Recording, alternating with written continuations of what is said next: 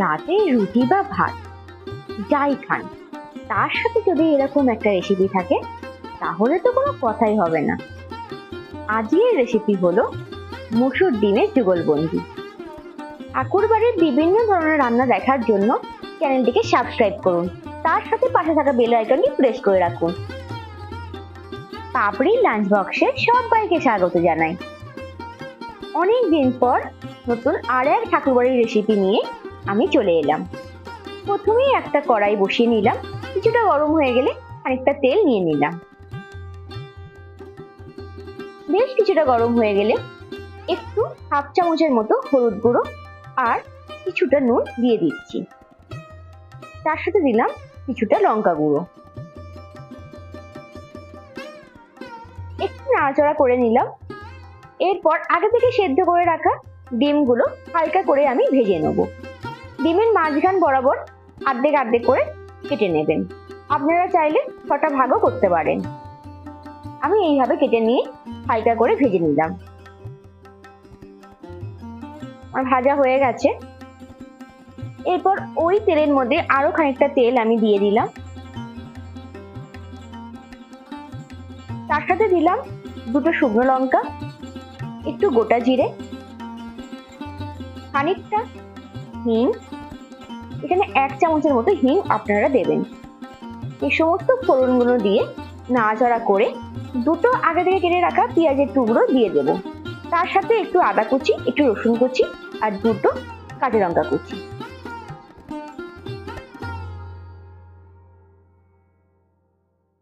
সমস্ত উপকরণগুলো দিয়ে আমি ভালোভাবে লাল লাল করে ভেজে নেব। ঠাকুরবাড়ির এই রান্না খেতে কিন্তু অনেকেই ভালোবাসতেন। আজকের রেসিপি সবার থেকে একটু ভিন্ন, একটু আলাদা। রাতের রুটি বা পরোটা জাস্ট জমে যাবে। কিছু সবজি আমি এখানে অ্যাড করব। একটু গাজরের টুকরো দিলাম আর একটু টমেটো টুকরো দিলাম। আপনারা চাইলে একটু বিনস দিতেই পারেন। ব্যাস, এই সমস্ত সবজিগুলো দিয়ে আমি ভালোভাবে 3 থেকে 4 মিনিট একদম লো ফ্লেমে নাড়াচাড়া করব।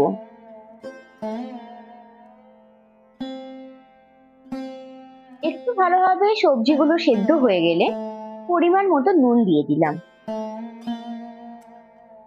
আর দিলাম 1 চামচের মতো হলুদ গুঁড়ো, 1 চামচ ধনে গুঁড়ো, হাফ চামচের মতো জিরে গুঁড়ো। সমস্ত মশলাগুলো দিয়ে আরো 30 থেকে 40 সেকেন্ড নাড়তে থাকলাম। এরপর আগে থেকে ভালোভাবে ধুয়ে রাখা মসুর ডাল দিয়ে দিলাম। আমি এখানে 1.5 কাপের মতো মসুর ডাল নিয়েছি, আপনারা আপনাদের পরিমাণ মতো নেবেন। তার সাথে দিলাম একটু কাশ্মীরি লঙ্কা গুঁড়ো, এখানে আমি হাফ চামচের মতো দিয়েছি। আজকের রেসিপি ভালো লাগলে আমার চ্যানেলটিকে কিন্তু সাবস্ক্রাইব করতে ভুলবেন না। তার সাথে পাশে থাকা বেল আইকনটি প্রেস করে রাখুন পরবর্তী রান্নার ভিডিও পাওয়ার জন্য আর নতুন নতুন ঠাকুর বাড়ির বিভিন্ন ধরনের রান্না দেখার জন্য। পরিমাণ মতো আমি 1.5 কাপের মতো গরম জল দিয়ে ভালোভাবে আমি ফুটতে দিলাম। গ্যাসের ফ্লেমটা লো করে ঢাকা দিয়ে দিলাম। 3 থেকে 4 মিনিট পর এসে ঢাকাটা তুললাম। অনেকটাই আমার সেদ্ধ হয়ে গেছে। এই সময় আমি একটু কাটার সাহায্যে ডালটা ভালোভাবে ঘেটে দিচ্ছি।